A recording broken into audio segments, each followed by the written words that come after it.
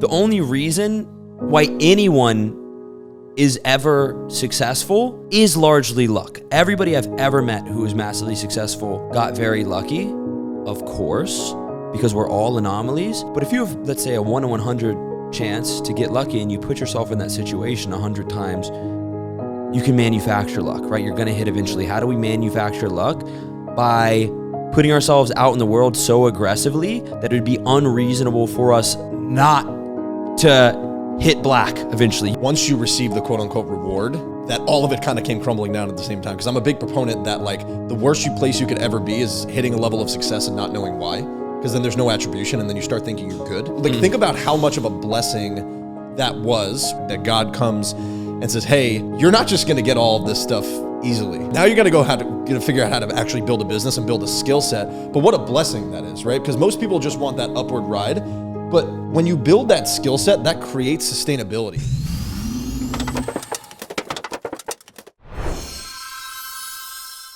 Am I allowed to say that on the podcast? I don't give a fuck. Okay, bro, so what's the secret to your success? And I'm like, well, honestly, I'm just chopped and retarded. I just make stupid fucking videos and post them online. Super levels of autism. Yeah. Weaponized autism.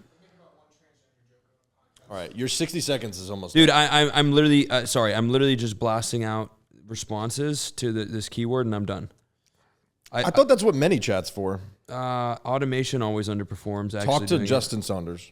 Yeah, does he have a DM AI automation? I think he has. I think he has a SaaS that he built. 0% chance I'm gonna use it. I'm gonna just be honest. Shit never works. I'm gonna just. Sorry, Justin. Amazing. Are we live right now? We're live. Yeah. All right, Justin Saunders. Okay, I am good to go, bro. Good. Yeah. Wait. Can I spit my gum out? Yeah. Okay. I just put mine over here, honestly, dude. I don't give a fuck. All right, I'll pick it up afterwards. All right, well, that's a good start to the pod. All right, I want you to rewind 5 years from now, and I want you to help me understand what your biggest vision was back then. Because I know you personally, so I know that it's like what you were able to see back then is not even close to what your life looks like now. Help me understand what the vision looked like 5 years ago and how it's different from now.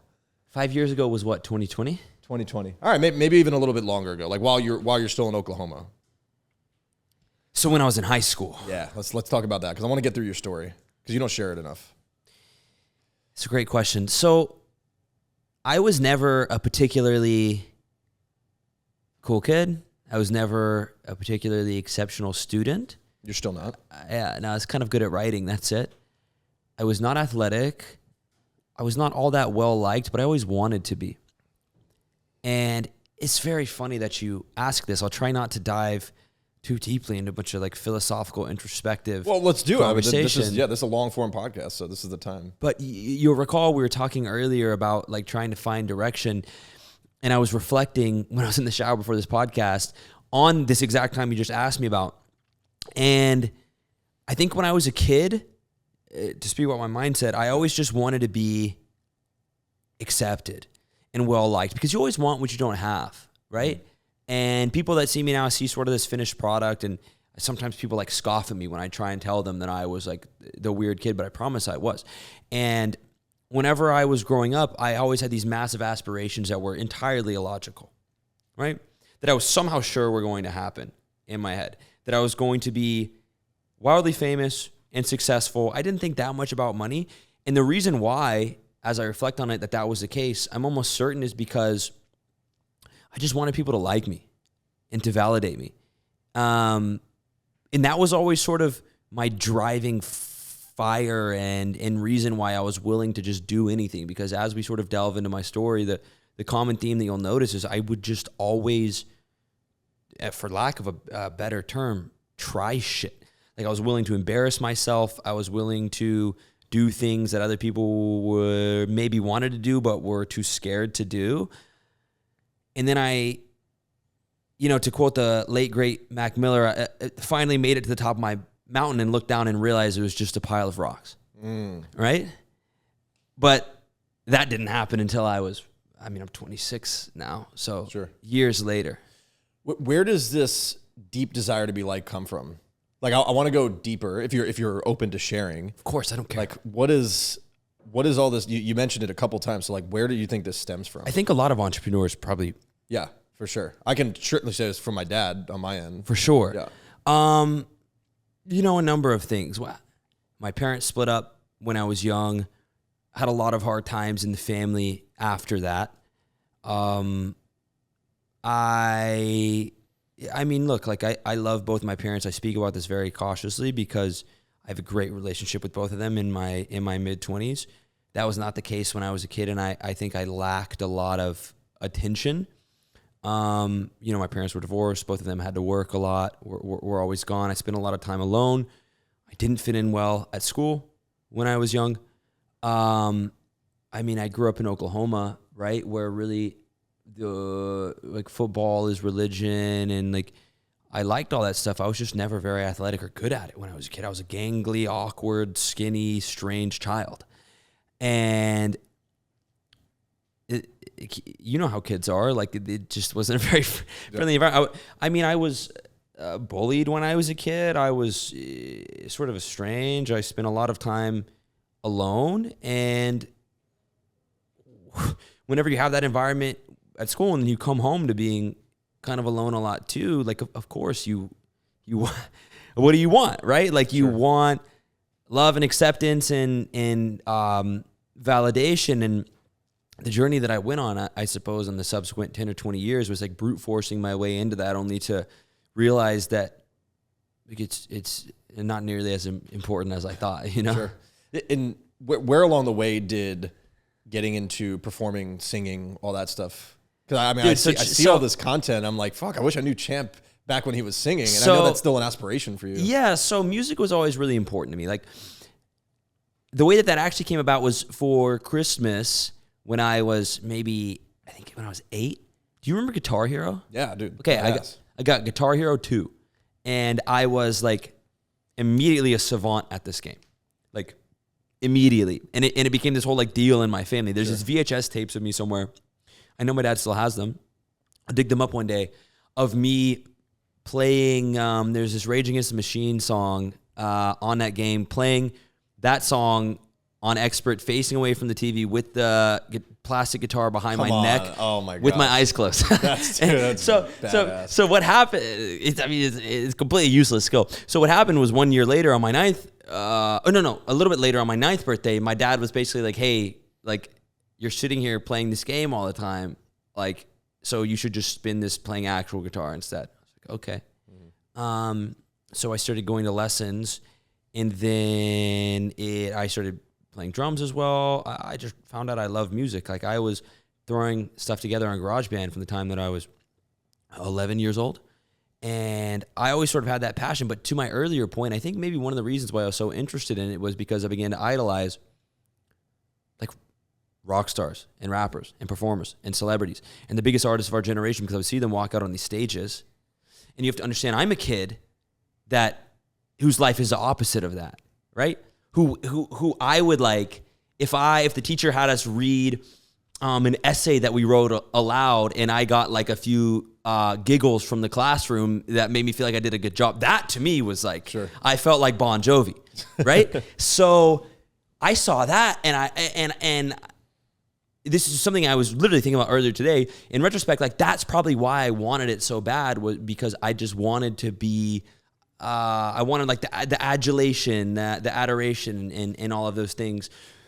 So that was like my dream for a long time when I was a kid. And running parallel to that was this thing that I think all people like us probably have had since they were a young kid, which was just this thought that like in my mind, there was never a material chance that I could live the prescribed life that I saw anyone, like I didn't know what the alternative was going to be. For a long time, I thought I was going to go perform and get interviewed on The Breakfast Club with Charlemagne and go do shows and all this stuff. But like, I was like, dude, I can't go work a regular job. I went to college and I graduated and I even started the job after college. But the whole time I was like just trying to make something work on the side, right? So when I was in college, that was when I started actually really trying to pursue the music thing. And, I was spending my weekends while, you know, my friends were partying, driving around the Midwest United States, paying promoters to let me open for bigger artists to gain like 5 Instagram followers. Yeah. So, I mean, maybe I'll send you pictures. We can slap them on screen. Like, this is when, by the way? This is when I was in college. What year? I started really trying to hustle my junior year because I was like, well, now I'm halfway through and I really don't want to work this job when I graduate. Like 2019, 2020? Yeah. So we're getting close to the time that you actually asked me. And dude, so I have these pictures of me and my friend Taffy, who is another artist that like we would collaborate a lot. Opening for Italy Choppa in Springfield, Missouri. And it's funny because there's like this big crowd, but like, and it looked cool for Instagram. But like, dude, I think that I spent my like I had like $200 total to that promoter to let me perform. Nobody there cared about us at all. I maybe got like 2 new followers. I like shouted myself. And that I would rinse and repeat that, right? I was trying to figure out content. Content was terrible. I still have all of it in my archives on my same Instagram. Because by the way, you guys call me Champ now. That was never supposed to happen in real life. Like that name was a name I came up with for when I was dropping music. And then I just kept it whenever I pivoted and became an entrepreneur, which I'll explain in just a second. I just like already had the app. I was like, well, I'll just use this, right? Yeah. And then somehow one way or another, I moved cities and everybody in my life now knew me online first. And now all of a sudden in 2025, I'm surrounded by people who unironically call me by a stupid name I thought of in the shower one time whenever I was like trying to follow in Mac Miller's footsteps, right? So do you mind if I pause you for a second? Yeah. So I want to pause before you head into like the journey into entrepreneurship, because this is what I consider a momentum shift, pun intended, right? Where like you're pivoting from the music side to the entrepreneurship, and I think it alludes to the conversation we were having earlier about focusing on the what, not really the how, because I think the what was still like pretty on point of what you were looking to accomplish, but the how might have shifted in that zone. For sure. Right? What was the moment when you were like, hey, I might get into this entrepreneurship game? Was there like I have a whole story. Yeah. Let's tell us, please. So I was talking to you earlier in the car. I asked you if you had read Surrender Experimenting. We were talking about transurfing in 78 days. This idea that if you have a really clear goal in mind, which by the way, for the record, mine wasn't all that clear. My general goal was just like, be really successful, be well-known, make a bunch of money, and do it not working this 9-to-5 job that I am now having. By the time I finally made it, I made it actually 364 days in corporate America. I swear. I just had that was my general goal. And I tell people this all the time.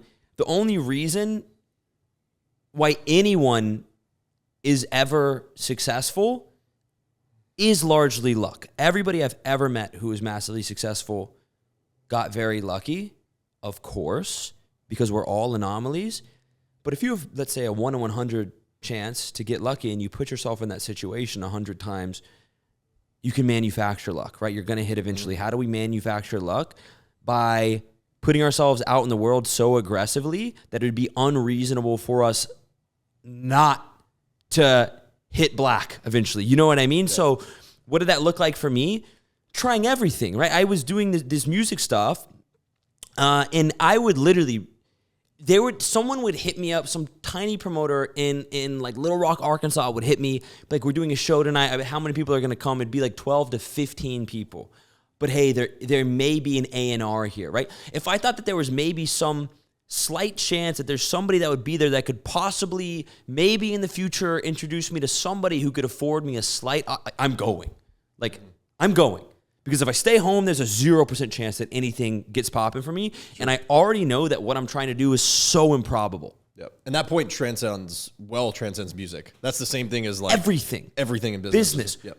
Being great is exceptionally improbable. There's no path to where you want to go that does not include you beating the odds. Like, if you want to be a successful entrepreneur or artist or creator, understand that you have to be a 1 in 1 million anomaly, right? So like, that's what I'm thinking at the time. And I'm like, I just got to try everything.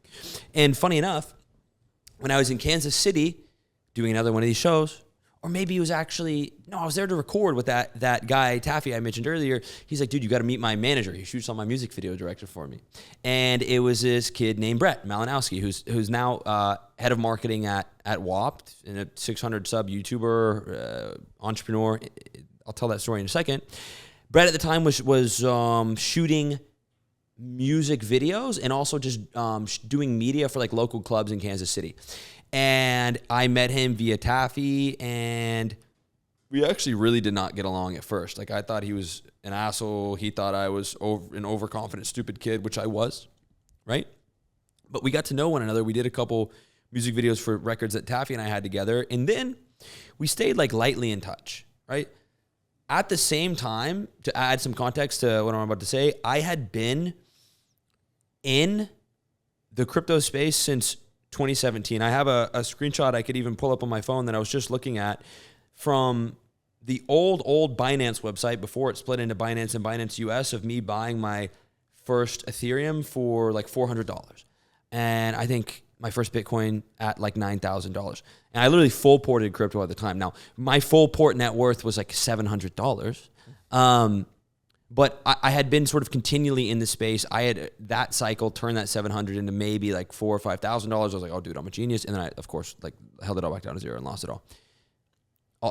Why I had to mention that will be explained shortly. In August of 2021, after I graduated college. So I had met Brett when I was in school and been doing this music stuff while I was in school. I graduated college. I got a regular sales job. I was making like $40,000 a year selling software to enterprise companies. I mean, I actually never really say, it doesn't matter. It's been so long. There's a company called MongoDB. They're like a database provider. Probably nobody watching this has any idea what that is. Cool. Maybe some entrepreneurs watching this use them for database solutions. It was during COVID. I'm working from home, and at the same time, I'm still trying to hustle the music stuff on the side, right? I flew Brett out to Austin in August of 2021 to shoot a music video for the song I had just done that I really liked. Again, I was like pretty broke at this time. I was like, so that was a big deal to me. I think I spent like $300 on his flights. He's like stayed at my crib. I was like, oh my God. And while he was there, outside of us shooting this video, which is still up, I think maybe it has like 14,000 views. Okay. He just would not shut up about this crypto thing. Shout out to Brett for this. Changed my life. He was like, dude, like, I'm telling you, this is the wave right now. And I mean, we were already at basically all-time highs. So I was like, oh, whatever, I miss it. He was like, dude, it's not too late. Like, you need to go all in on this stuff. You should start making content about it, but you need to learn it first, etc. Like, what are you doing? Like, keep doing the music thing, but pay attention to this, right? This, he was like obsessed with it. Like, okay, cool. So he left, and I dove back in like super. I got sucked into the rabbit hole, right? So I'm working my job 9 to 5, 5 to 1 a.m. every day. I'm in a bunch of like niche Discord servers trying to understand all of the like really sort of dark crevasses and more niche areas of this market. So that's DeFi. NFTs were a huge thing at that time as well, which was short-lived, obviously. Learning about what Bitcoin actually is, and all this other stuff. And if you were, I don't know if you were in crypto at all at that time, it was like people were making ridiculous money. And my timing was impeccable. I won't remove all credit from myself, but like people were throwing whatever at the wall and making money this time. Sure. So I made tens of thousands of dollars in a relatively short time in these markets. And I was like, oh, I'm rich. Right? I was like, oh, I'm rich. Like, I'm making $3,000 a month. I'm rich. Like, I have 50 grand in a MetaMask wallet. I'm rich forever. Yeah. That's what I felt like. So in January of 2021, I started making YouTube videos, filming on OBS, terrible laptop camera, worst videos ever. I'll show you one. The most terrible videos. Dude, so bad. But I just started documenting my trades. And in that moment, I learned the most important lesson unknowingly that I ever learned about entrepreneurship and creating content, which is that a starving market is more important than anything else, right? Like, I could go try and sell the most beautiful Aquapana filtered water bottle outside in Tampa right now. There's 10 convenience stores on this block. No one's going to buy it from me. Or I could go sell a jug of muddy water in the middle of the desert. I'll get $100 for it.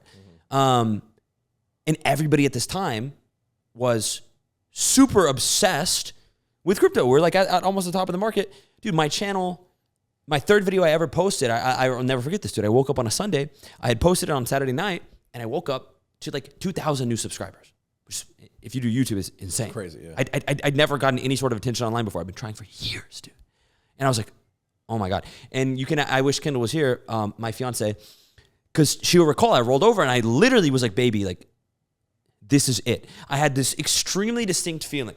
Like, dude, it's like, imagine you get invited to the draft combine after trying to go to the NBA your whole life. I was like, this is my one shot, right? Like, I don't know how I'm going to make this into something, but I'm like, fuck my job, all this other stuff that I'm doing.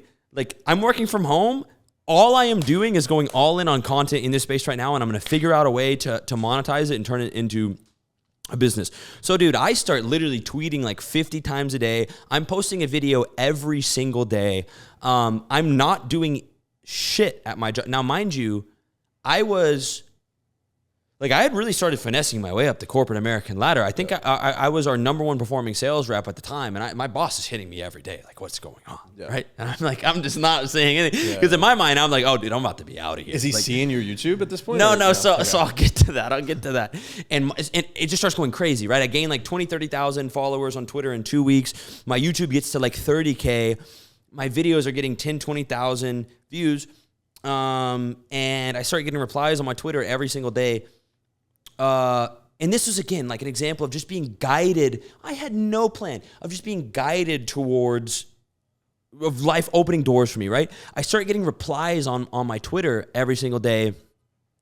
Like, hey, bro, start a private group, like start a paid community, start a Discord, like start a mentorship, like this or that. Like, I didn't even think that was a viable option. And I was like, oh, like this wasn't even my idea, but I think this could work. And to make a longish story short, 3 weeks after my first YouTube video, on January 21st of 2022, I launched the same business that I still run today, Champs Only. We're now one of the largest crypto education products on the internet, or in the world. It sounds cooler to say in the world. I launched Champs Only, and we launched 1,444 one-year access passes at $700. And I tweeted out the lander, muted on a Zoom call at my job, and when I got off the call 45 minutes later, we had sold out.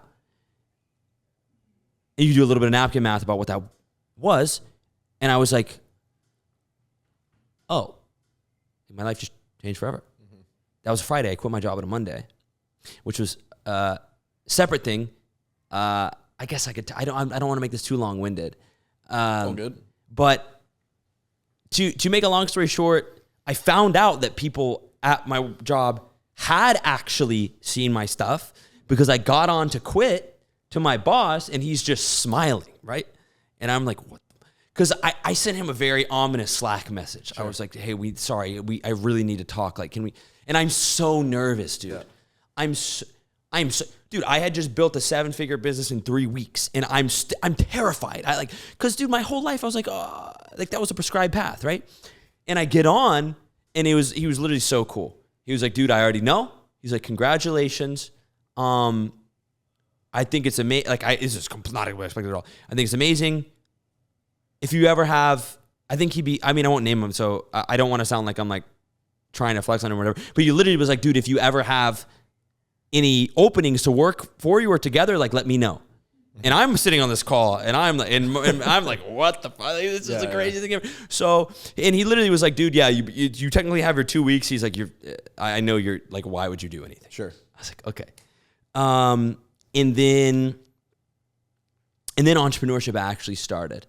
And I learned something that I tell young guys all the time, which is that there are no shortcuts, or more simply put, you always pay for your success. So I got recommended, we were talking about Chris Williamson earlier, recommended a 30-second real excerpt from his podcast with Andrew Huberman, which effectively was saying that any massive dopamine moments or big rewards that you run into that are not preceded by periods of intense effort, you will suffer on the back end. Okay?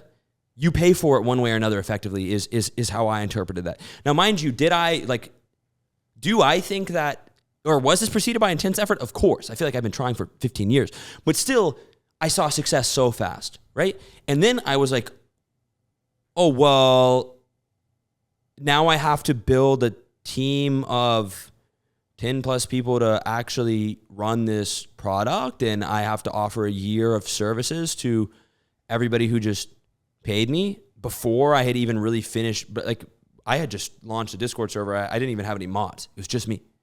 And I mean, I paid for it literally and with time on the back end, of course, right? Like, I spent way too much money on softwares and things that we didn't need. Dude, if I showed you some of these software contracts that I signed to like get different access and tools for our members, I probably lost 2-3 years off of, I have gray hairs in my beard now at 26 from that. But that was like the equivalent of truthfully being thrown into the fire. And it was God like, hey, I felt like, at least it was like God like, hey, I trust you. We'll front load the reward. Now go figure it out. What did that actually turn into? Well, almost all of that quote unquote reward was spent on the business. Sure.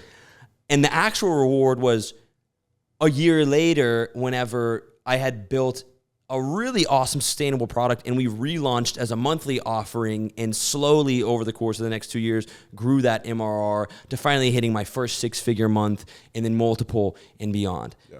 But yeah, that's a really shortened version. Obviously, like I've launched and sold a lot of other products since then. That company, I've largely removed myself from the day-to-day. I have an amazing team of people. Shout out to Lucy, shout out to Travis, Frank, any of you guys, if you're watching this, I love you. We're the best team ever. And obviously I became a lot bigger on YouTube. I don't even really create crypto content anymore. Like, my main business is actually something else at this stage. I think it's important that you added that extra layer of distinction that once you receive the quote unquote reward, that all of it kind of came crumbling down at the same time. Because I'm a big proponent that like the worst place you could ever be is hitting a level of success and not knowing why. Because then there's no attribution, and then you start thinking you're good. So think about how much of a blessing that was. Where you call it God, I call him God as well. That God comes and says, "Hey, you're not just going to get all of this stuff easily, right? Now you got to go figure out how to actually build a business and build a skill set. But what a blessing that is, right? Because most people just want that upward ride, but when you build that skill set, that creates sustainability. And that allows you to weather so many different markets because, as we've probably seen, which is something that I want to talk to you about, the crypto markets didn't just go up forever. As a matter of fact, they actually went really fucking down for quite a long time. Talk to me a little bit about that. Like, how important was it to deepen your skill sets so that you can almost be recession-proof when, correct me if I'm wrong, like 22, 23, the markets just went to shit and stayed stale. How'd you weather that storm? Have you ever seen that? It's a very popular meme on Twitter that like, it's so over, we're so back, like repeating circular. Yep. That's like an analogy for any crypto related business owner's life forever. So it's risk on markets, not even just crypto, or maybe sort of analogous to entrepreneurial life as a whole. Like, it's not like this is something that is isolated to having a crypto-related business. Whenever you truthfully take life into your own hands, the way that people like you and I, and probably a lot of folks watching this, or at least what they aspire to do, and you remove that safety blanket, unless you are literally like an ironclad David Goggins type person, it's really easy to fall into this sort of perpetual cycle of it's so over and we're so back.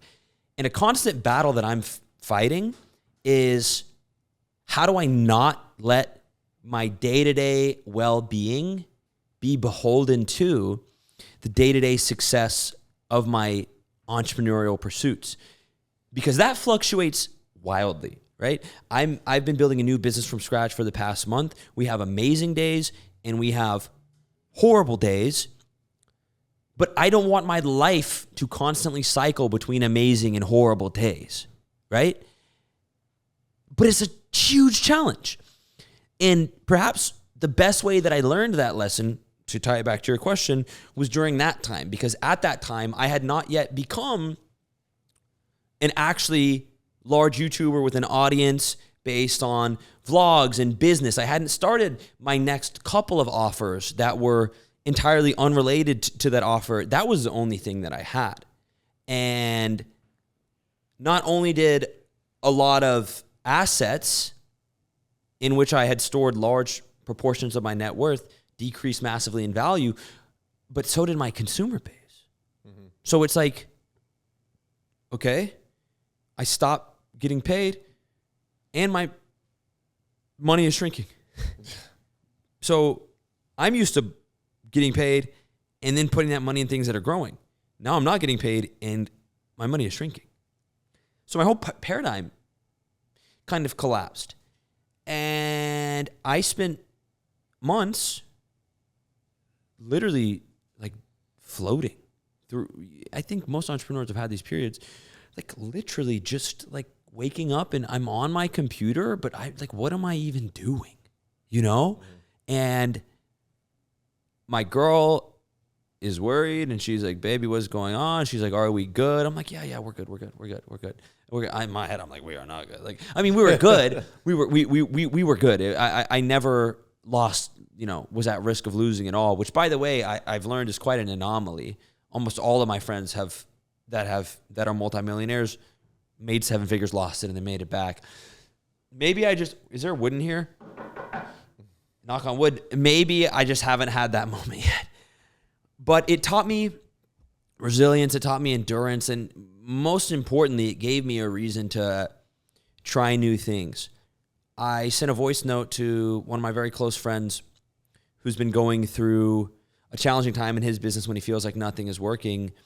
And what I told him is that I went through a really, really hard time this February, but the most important transformational moments I've ever had in my life are the times that are so hard and so devastating that they finally force me to accept that something has to change. The easiest thing, you do this, I guarantee you, to think whenever times get hard is like, man, I wish I could just go back to how things were 3 months ago.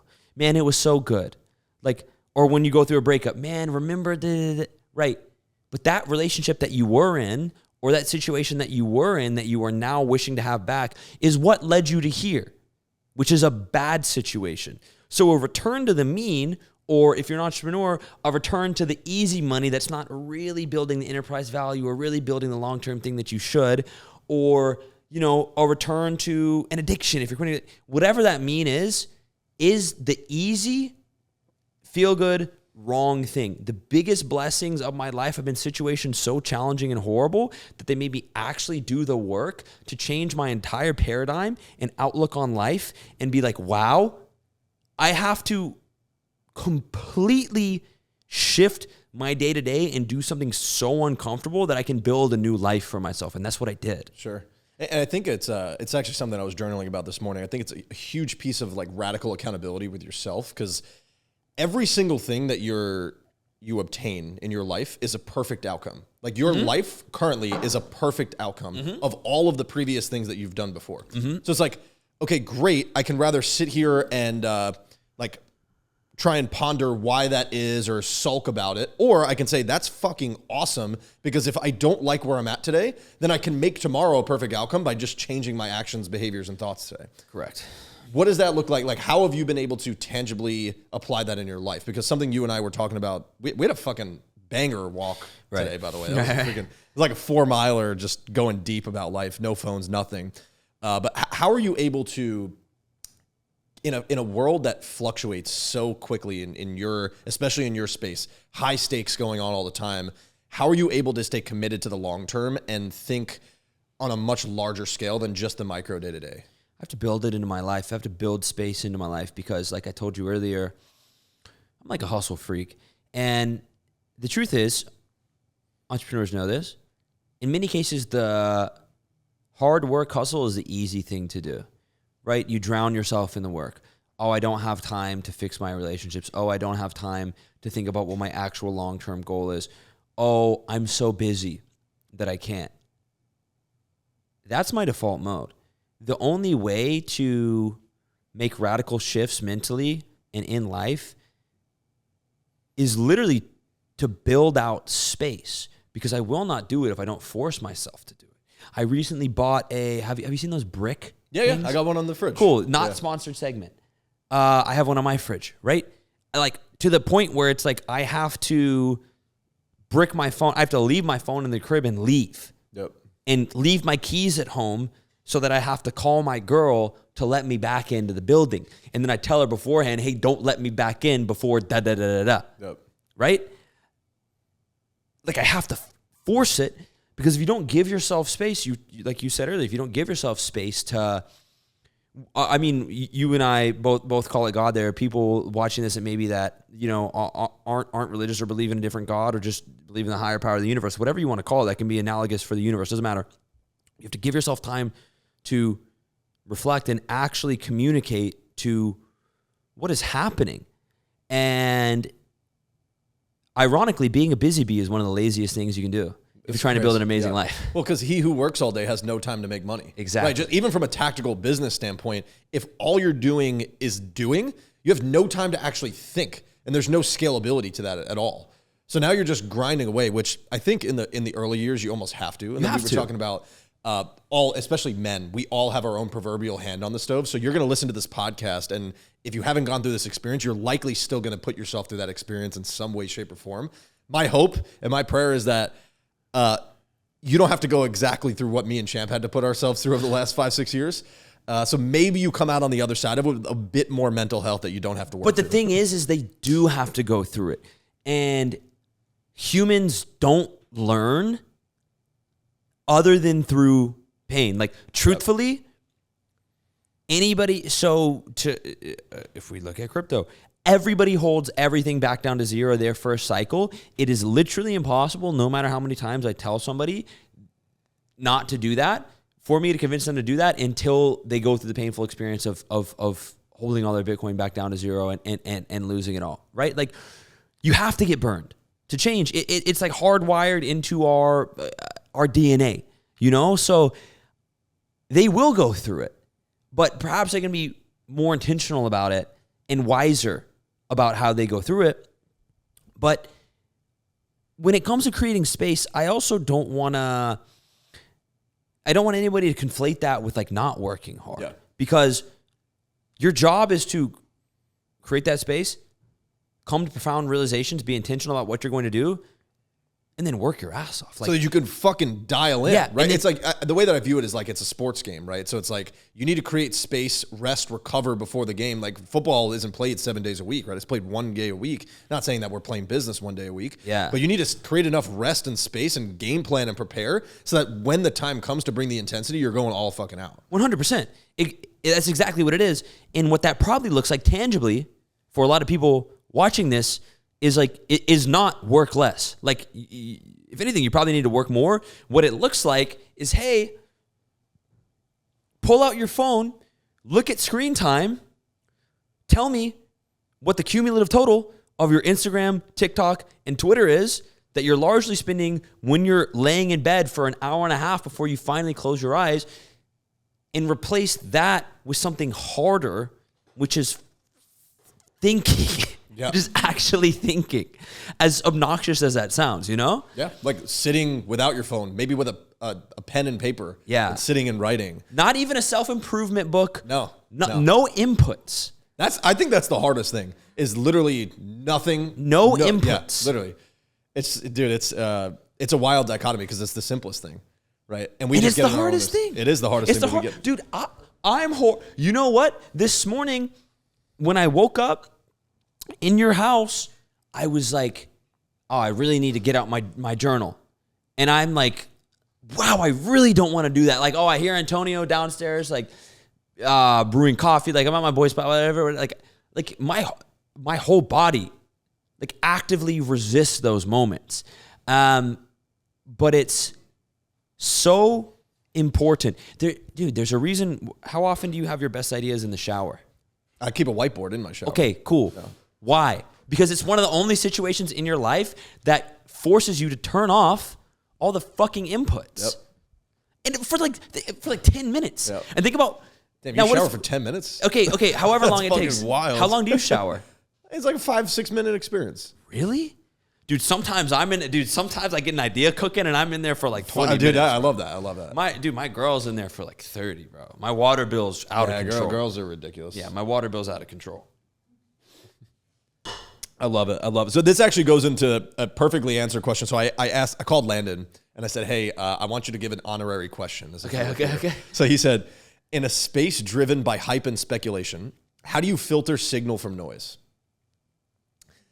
So I think it's a good point in terms of like how you're being able to be discerned, right? So one, through like having been burned so many times, allows you to obviously filter that. But then two, creating a lot of space. Help me understand, like, in the space that is just like so dopamine reward driven, specifically, we're going to talk about crypto. Yeah. How are you able to filter what's a signal and what's a noise?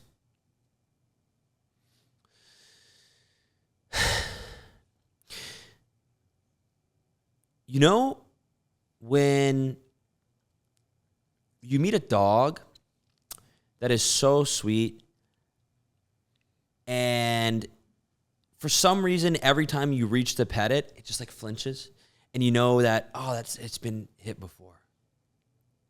That's what being in crypto for like 7 years is like, okay?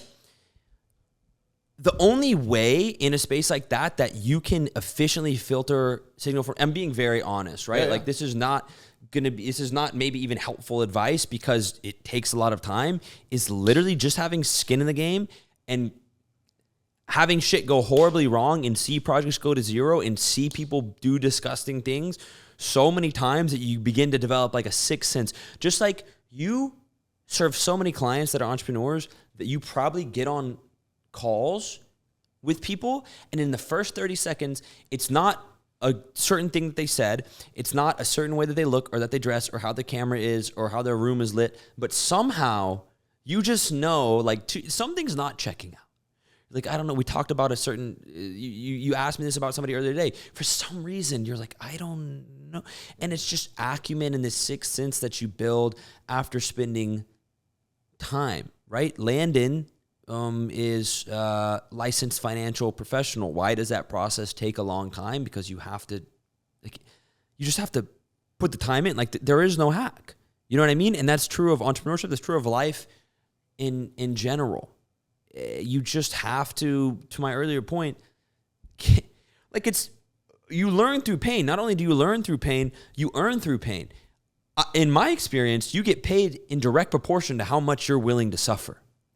Maybe that's a nihilistic outlook, but that is my experience. The people who I see win the biggest are the biggest savages, are willing to fail the most times, are willing to put in the most effort, get burned out with no reward, get lied to, get backstabbed by their business partners, and just keep going. Mm-hmm. Here's a beautiful dichotomy, though, because you can add one layer into it. Because I agree with what you're saying, but if you create enough self-awareness and coachability inside of yourself, you can start to shift it towards learning from other people's pain. Of course. Right? So this is where we were talking about this today. I was blessed to be able to do this where I haven't, knock on wood, made crazy amounts of poor financial decisions. One, because like I'm not taking a golf cart was pretty expensive. No, that's the best financial decision I've ever made because I invest. My ROI is happiness. That's what I'm like. So I'm dollar cost averaging it to happiness. I won't even tell him what you said to me about investing earlier, bro. Even though my golf cart doesn't fucking work today. Yeah, so, it didn't even work. That being said,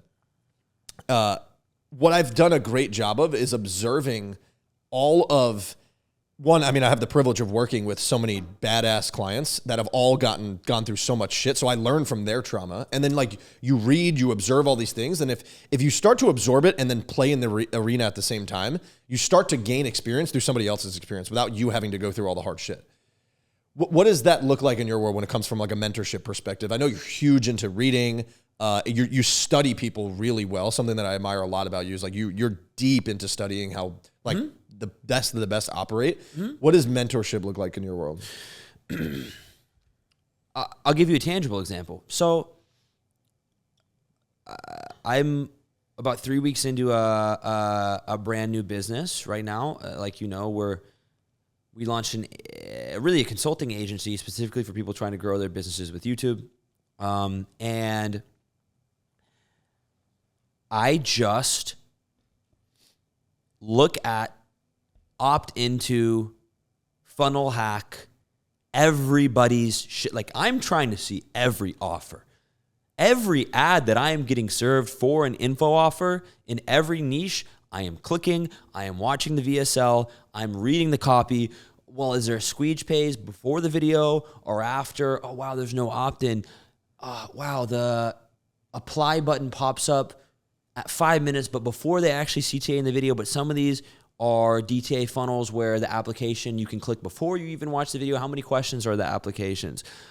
Are there setters texting me in the first minute after I book a call, or is it an hour later, right? What are they texting? Like, I'm showing up to sales calls, like with fake names, like everything, because that's all you can do, barring finding an amazing mentor, right? Which is one of the best ways anybody could ever spend money. I understand that the course space has a bad reputation because obviously there's tons of bad actors.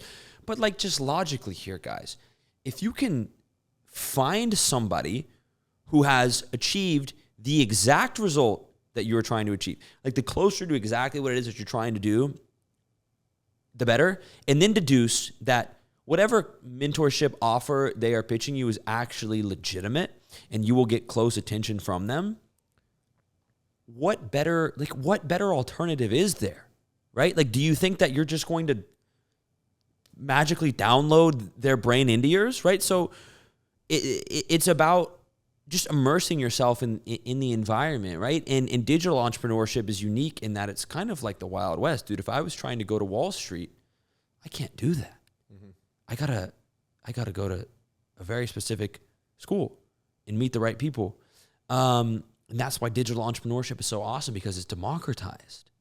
And you can be a kid from Oklahoma and do it's unreasonable that I'm in this situation. It's absolutely ludicrous that I am in this situation.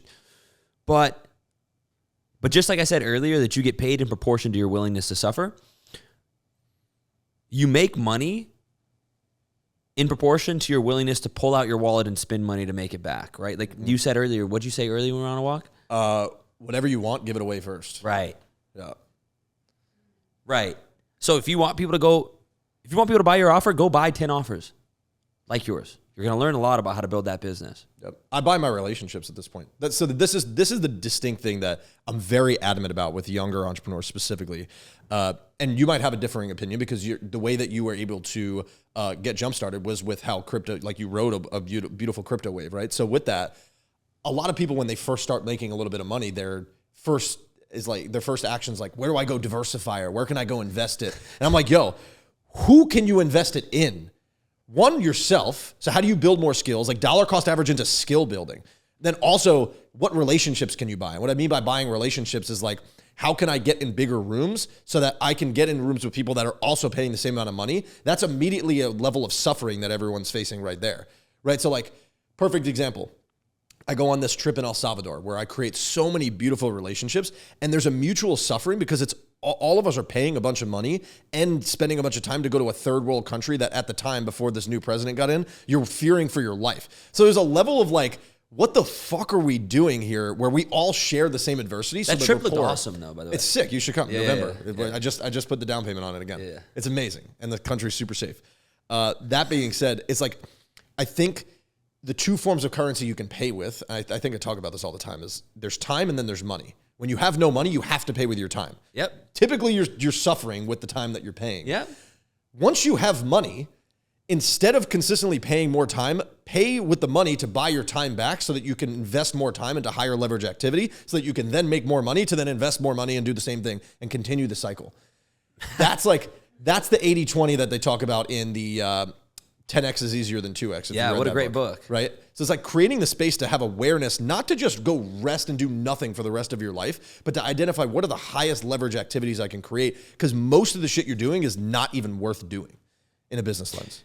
One of the biggest mistakes I ever made was lacking the understanding that until you are somebody who can consistently generate $100,000 cash plus per month, there is no more efficient investment than learning the skills to get there. Yep. Right? Like, and that it doesn't, maybe your number can be different, right? Like whatever your sort of goal number is. But I know that to be true because let me try and speak from a place of humility. I've gotten there, right? I'm not making $100 million a year, right? I'm clearing a few $1,000,000 a year profit, okay? And I love investing, right? We were talking about this earlier today. I'm aggressively invested. Crypto, stocks, private equity. And I feel like I'm doing amazing, right? On some months, my investments outpace my income. But guess what? I have friends that are 22 and 23 bringing in between 1 and 1.5 million cash a month. They can do fuck all investing and still crush me on the year. They'll bring home 15 million. Like, they have something that I don't have. And deluding myself that there's a better use of my time other than trying to figure out what they know that I don't, because I'm pretty sure that I'm smart enough to figure it out, but I just haven't tried the right modality. Sure. You know? And it's not an easy conversation to have for the show because we all like to think that we're smart and doing the right thing, but like usually there's a smarter and righter thing to do. Well, especially in investing, there's a reason why Warren Buffett's name is so big and Ray Dalio's, right? Because like, you know how hard investing is, right? So like if you think that you're constantly just going to, like if you're actively investing all the time and that's just going to consistently beat the market every single time, it's virtually delusional, especially with how young of a investor you are, right? So that being said, that doesn't mean that investing's bad, but what I'm so adamant about, which is the argument we're having at Sweet Green, not argument. Yeah, because I mean, dude, it wasn't an argument. I love investing. The investing, I love investing too, but the way that I invest is back into my active income, right? Because I don't really care about like my passive income because I've built enough passive income inside of the business through intellectual property that pays me consistently, so I don't have to worry about it. And then I deploy the rest of my cash flow into places to increase my active income. That's where, and the beautiful thing is that you and I are both right because where we're looking to go is a little bit different. Like how we're looking to achieve things is a little bit different. Your vision and my vision, the way that we're operating our businesses, we can both be right in this exact space. So that's the beauty of it, right? It's like, just because I'm saying one thing, you might, like a lot of people listening to this might want to go Champ's route. And there's nothing wrong with that because at the end of the day, fucking Champ and I are boys and I fucking love doing life with you. So like, who gives a shit if we run two different business models? And I don't care if you make more money or I make more money. So I don't really have a point there, but I hope you make more money, bro. I do too. Fuck you.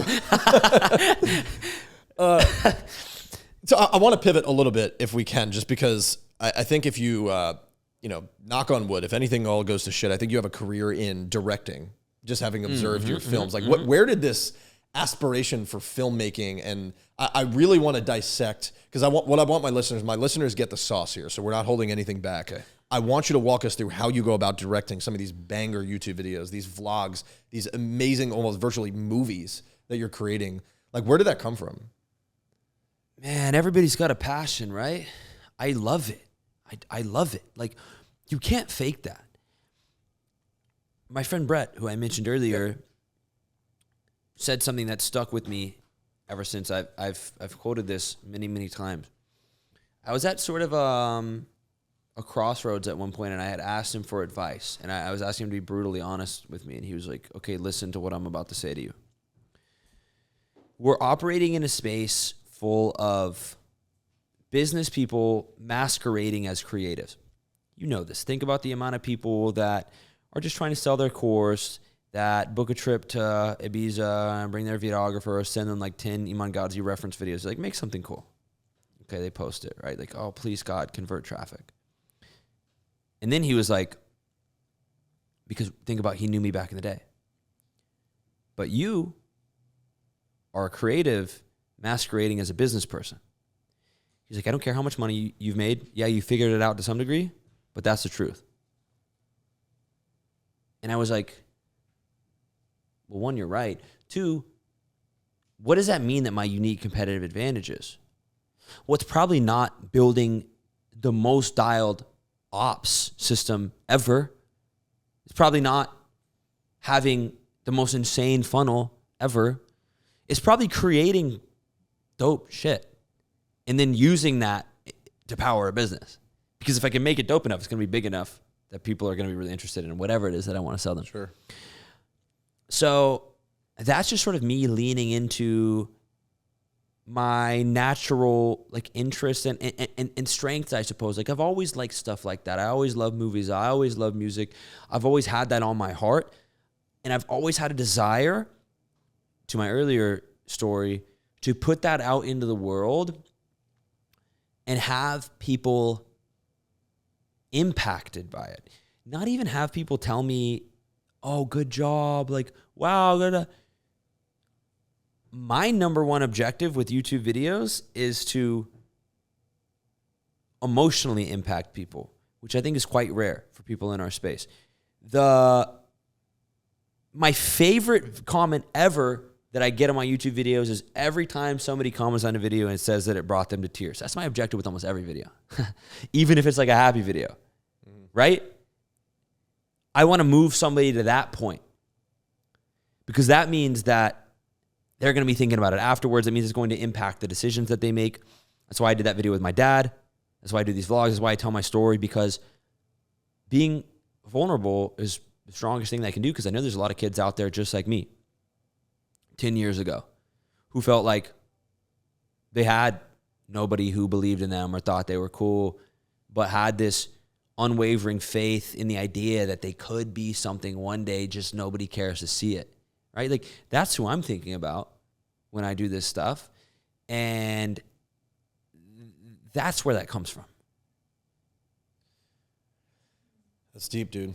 I appreciate you sharing it. Does that make sense? No, it makes total sense. And I appreciate the content you create, because you can tell, like, it's from someone who's created content, not on a crazy scale, but like understanding how hard it is to produce. Like it's even hard for me to like just pull out a vlog camera. So like when I start playing in this space and then watching some of the stuff that you make, I'm like, there's so much intentionality that goes into this stuff. So like one thing I want to break down is like the Monaco video, right? Sure. Like the first one that you made, right? Yeah. Help me understand the process of actually creating the entire video. In its entire, so like, do you have this grand vision of what you want it to look like? Yeah. And then are the activities that you're doing while you're there influenced by the virtually script in your head? Like, help me understand how you're going about this entire process. Amazing question. The alchemy of YouTube is understanding, with these vlogs, is understanding how to take authentic capturing of real world events and arrange, narrate, and tell stories around them in a way that adhere to classic story tropes that capture people's attention. i.e., if I go film a week in Saint-Tropez, I can slap all of that shit together with zero intentionality, just like me talking, bullshitting, and some music montages, or I can figure out a way to interweave that with a truthful and compelling story about my life that is introspective, that follows a hero's journey. And one of those videos will get 1,000 views and the other one will get 1 million views. And that's where I think a lot of people mess up when it comes to this type of content, is it's not even about having one certain thing in your videos. It's about telling stories, right? Which is the same most important principle for marketing, which is the same most important principle for almost everything. Like, we are story-based creatures. And to answer your actual question about what that actually looks like, it depends. That Monaco video, you want to know how that Monaco video started? I was sitting on a plane on the way there, just listening to music with my eyes closed. That's one thing you should know about me, dude. When I'm on flights, I used to always buy the Wi-Fi. The best thing I ever did was stop buying plane Wi-Fi. Just download a bunch of music beforehand. And I'm the type of person, like a lot of people I think use music to soundtrack other activities. I sit there and I just listen. Yeah. When I was a kid, during the summer, between school, Like that's literally what I did all day. I sat on, I went on DatPiff and I downloaded mixtapes from artists that I like. I would sit there in my, I had Wi-Fi. I could be doing other stuff. I would sit there on the iTunes screen and just play, and just sit there. I'd listen to album like 10 times in a day. I've always enjoyed doing that. So I'm sitting on a plane, no Wi-Fi, listening. And this song called Daylight by Chizo Touchdown, and I think it's Cash Cobain, comes on, and it's this piano intro. And my eyes are closed, and everything just lights up for me. I see it immediately. And this happens to me every once in a while. Because since I was a little kid, I'd always listen to music and look out the window and like imagine. Yeah, you probably do that. You like imagine you're in a music video. Like little movies play in my head when I hear things. And in that moment, I was like, oh, I don't know what type of video I'm about to make, but this has got to be the intro to this this video. About 30 minutes later, this Kid Laroi and NBA Youngboy song called Call Me Instead comes on. It another sort of piano song. Boom, another vignette pops up in my head. I didn't know exactly what it was going to look like because I hadn't seen the house we're going to be at yet, but I was like, oh, I have to use this in the video, right? Okay, there's 2 pieces. Then I start thinking about what story it is that I want to tell. And then I roughly storyboard out always before I shoot these, like how it's actually going to look, because there has to be some degree of intentionality, but it always falls apart. And the cool thing about the style of videos that I do is when you narrate them, you can apply stories retroactively to whatever it is that happened. Sure. You just remember that I lost 2/3 of the footage from that video, which is the best thing that could have happened to that video. That probably took that video from 100,000 views to whatever it's at, 600,000-700,000 views. Because what did it do? It allowed me to tell a better story. The most critical part of a hero's journey is facing a challenge and then solving it, right? That, in a meta way, became that version of that video. But what the process actually looks like, bro, is disgusting. Like a 30-page single-spaced Google Doc. I go through every single bit of footage. I am selecting down to the second what footage is being put on these vlogs. I am scripting narration that's going to go over parts of it. I'm choosing every song, and it's literally just, I could show you what they look like. It's literally just a Google Doc that is like random ass screenshots, tons of notes, this scene, use this song, I'm going to narrate this, put this there, like a full-on storyboard. I send it to, shout out to Jake, my editor, and he sends me over like 16 drafts where I change shit for like 2 weeks, and then we get it done. And then we put it out. Yeah. So it's honestly, it's an extremely arduous process. It is expensive.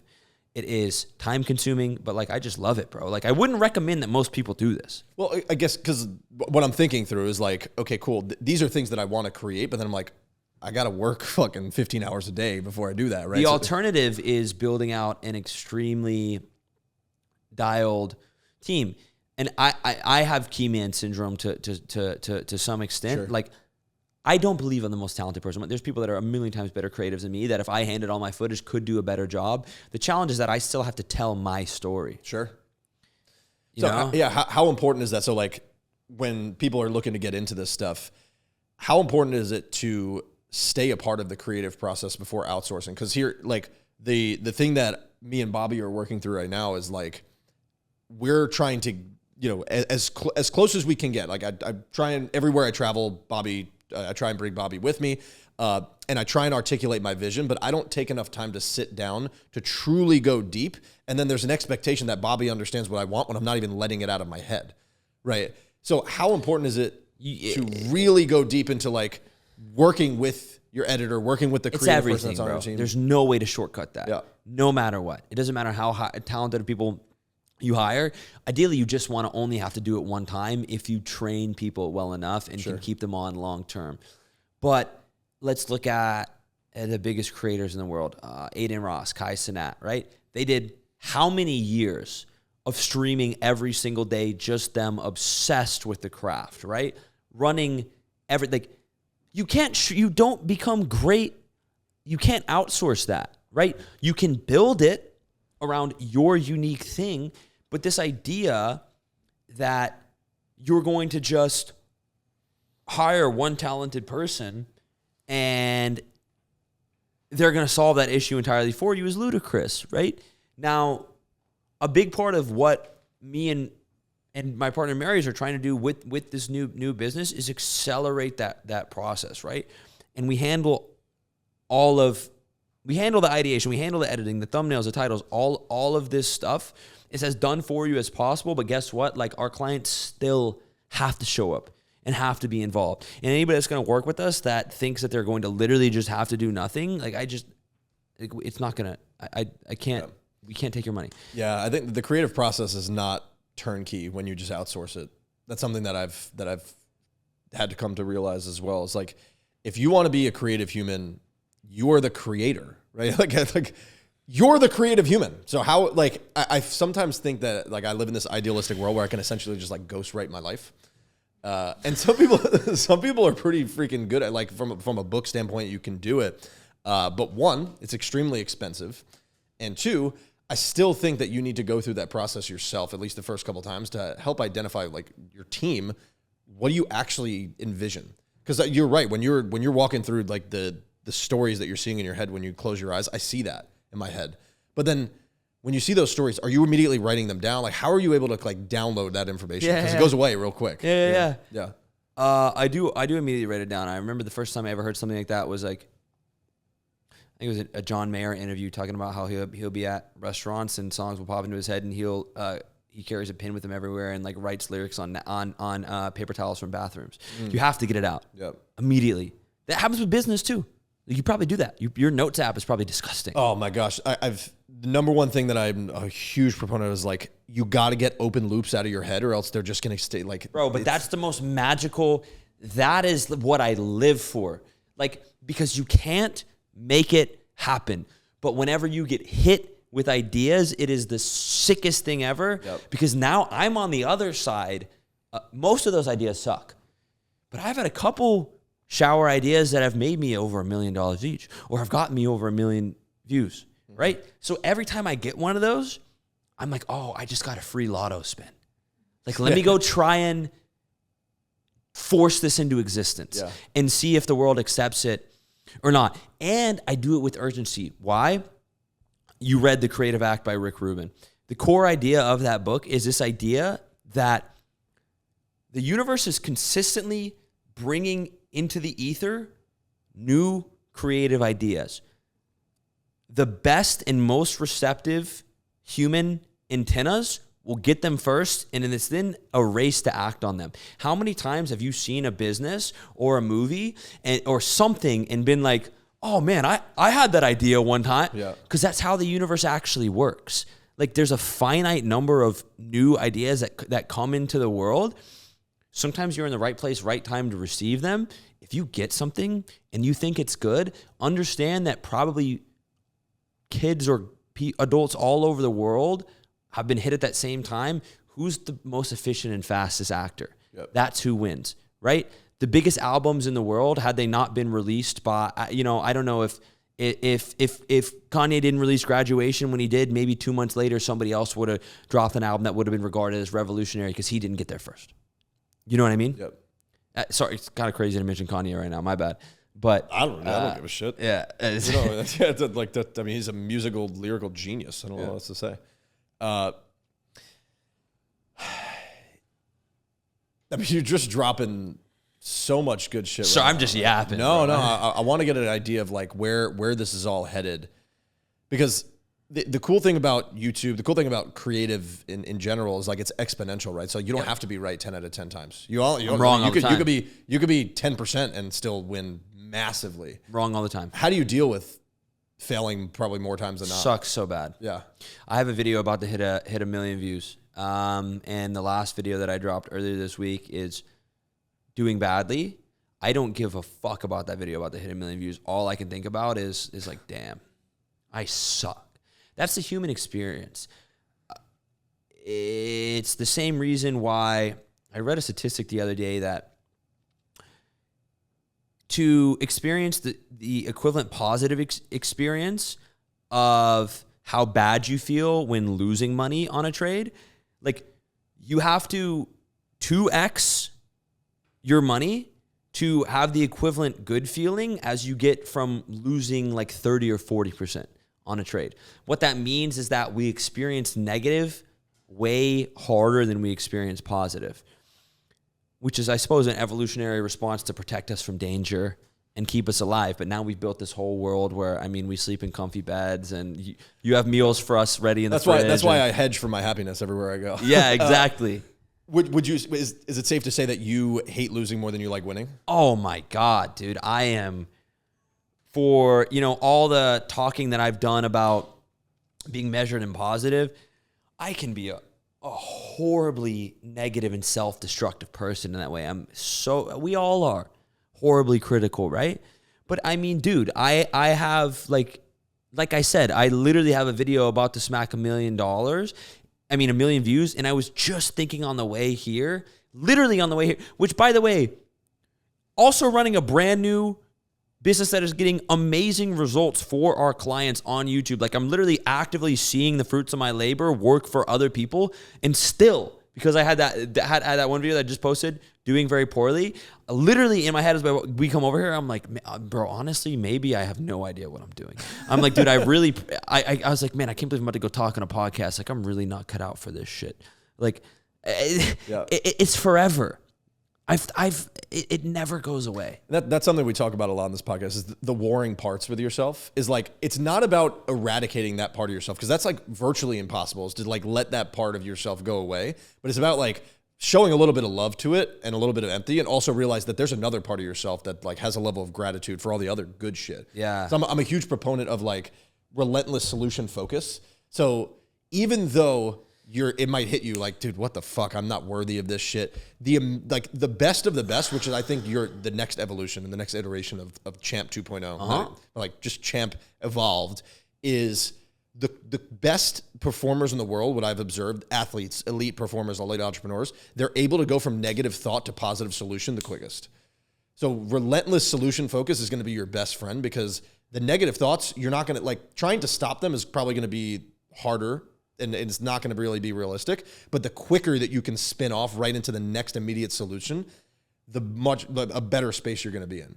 Interesting. That's I think, just even outside of this podcast, just talking to you directly, I think it's a huge concept that served me so well.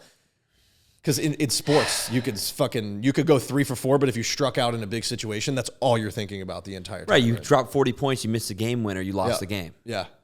But you still drop 40 points, and what are you going to do? You just got to get out there and just go fucking hit that shot 15 more times in practice. Right, but my self-dialogue my entire life has always been, and everyone around me knows this, like, my girlfriend would be like, oh, but baby, but you still drop 4. And it doesn't matter. Well, I don't believe, like, coddling's not the situation, right? Like, I'm not going to sit here like, oh, champ, like, you're worthy. Yeah, right? like, it doesn't matter. No. Nobody cares. How do you combat that? Because the way that you're going about it right now is there's a diminishing return to for sure. So it's like, how do we reduce the delta between negative thought and positive corrective action? And how do we just completely eliminate this however many minutes spent that is just like, oh, I suck. Because what you focus on expands, right? So like, you're only venting and swallowing up in negativity is only perpetuating the problem. If you look at it, like, if you adhere to all the principles that you're sharing with quantum physics, transcending all that stuff, you're only, like, we're very selective with it, because like, we're like, oh, I love the great fucking outcomes that come from it. But if I believe in that shit, that means I believe in, like,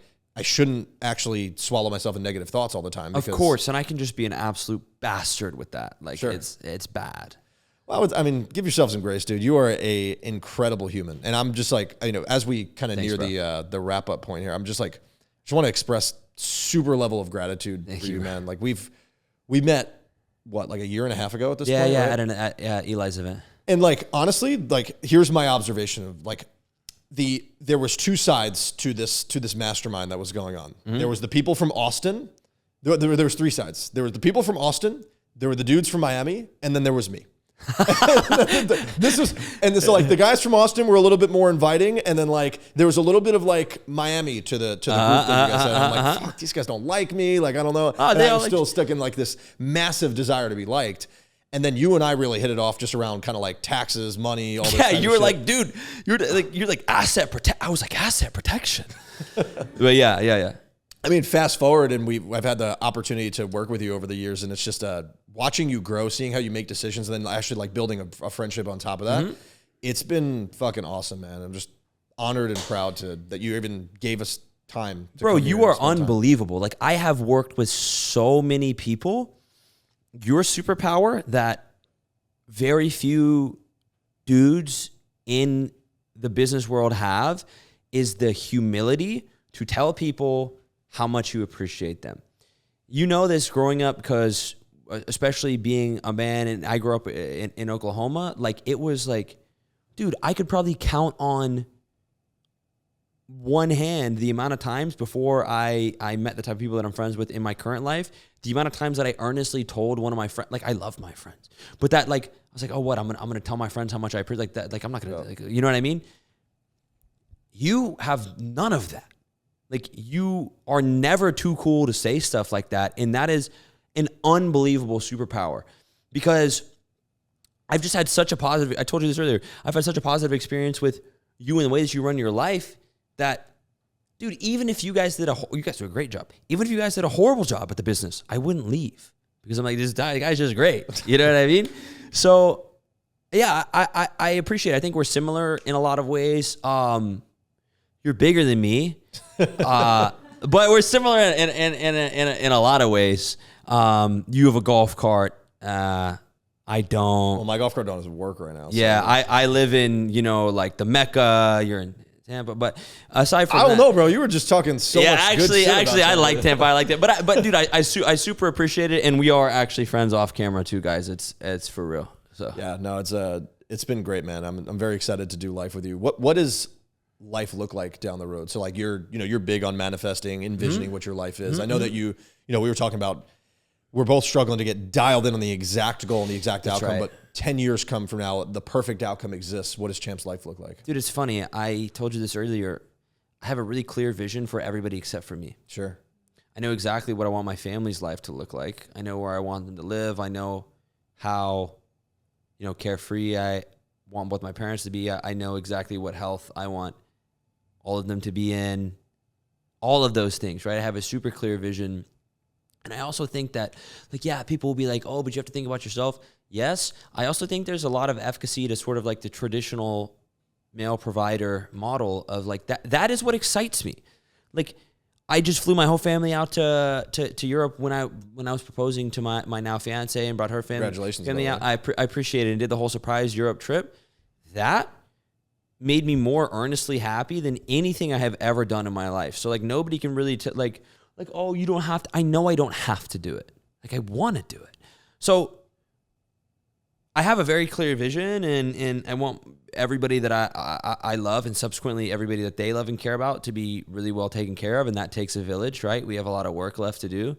But for me, the only metric that I am really tracking is, like, how many people can I tangibly impact? How many more DMs can I get from kids that watched the video of me paying off my dad's house and said, hey, I'm going to do this in 3 years, screenshot this, and I'm going to message you when I do it, right? How many of those kids can I get to actually follow up with me? How many people can tell me that they consumed a piece of my content and made a positive change in their life, and now they fixed their relationship with this person, or they made this money and were able to do this, right? Like, that's the metric that I would like to track for, because even selfishly, if I was only focused on material gain, which, by the way, is a huge component of what I'm focused on, I'm trying to become obscenely wealthy. That's a byproduct. If I do that, there's no way I don't get disgustingly rich, right? Yep. If there's 1 million people all over the world that have made positive change in their life because of me, the laws of the universe say there's no way that I don't, in that process, become enriched spiritually and literally. Mm-hmm. So that's what I'm tracking for. That's why, dude, you don't have to thank me for giving you my time on this podcast. That gives me an opportunity to say something that can get clipped and hopefully hit one kid's feed at some point on Instagram and plant a seed in his head that 4 years later, maybe he can't even remember that it's because of that, but it made that shift happen. That's why I think it's so important. Like, I mean, yeah, you have these micro little goals, but honestly, I don't even set micro goals at this point in my life. Like, I'm so focused on just, like, these massive goals that are, like, much longer term, because anytime you're fixated on that, everything else kind of trickles, because all of the other micro goals are, like, fitting inside of that, right? So when you focus on the what, all of the other how just kind of fills in itself. Yeah. And then you kind of dial down, like, okay, now I have a set of habits. There has to be a logic, math, and science to like doing this, but the art is really creating enough space to hear from God, listen to your body, listen to yourself, and identify where is it that I want to be? What is that I'm trying to feel? That's why I think the big piece of the book by Dan Sullivan and Benjamin Hardy, they had us visioning out in like 100-year goals. Because when you're in a 100-year space, you're not going to get upset on the day-to-day if fucking crypto's fluctuating or if your business, if you lose a client and stuff like that, because it doesn't impact the 100-year goal. Because the 100-year goal, you want to find out how people can remember you by. What are the words that you said? Who are the people that you impacted? And that doesn't fluctuate on a month-to-month basis. That's about staying consistent and true to who you actually are and staying in the process of becoming. That's been something that's freaking massive for me. And by the way, if you want to have a 100-year goal, you got to stay healthy. So shout out to my boy Antonio, hitting the gym today. Boom, got meal prep in the fridge. Yeah. Road to 190. Show him the phone background. 190, dude. We're going to 190. Road to 190 is in progress. Anyway, great words, bro. I agree. Dude, I appreciate you so much, man. I love you. You're a great human. I appreciate what you're doing, and cheers to more life, man. Cheers. Thanks for listening, guys. I appreciate it, bro. Should we shake hands? Yeah. Let's go. Oh! There we go. Now we're done.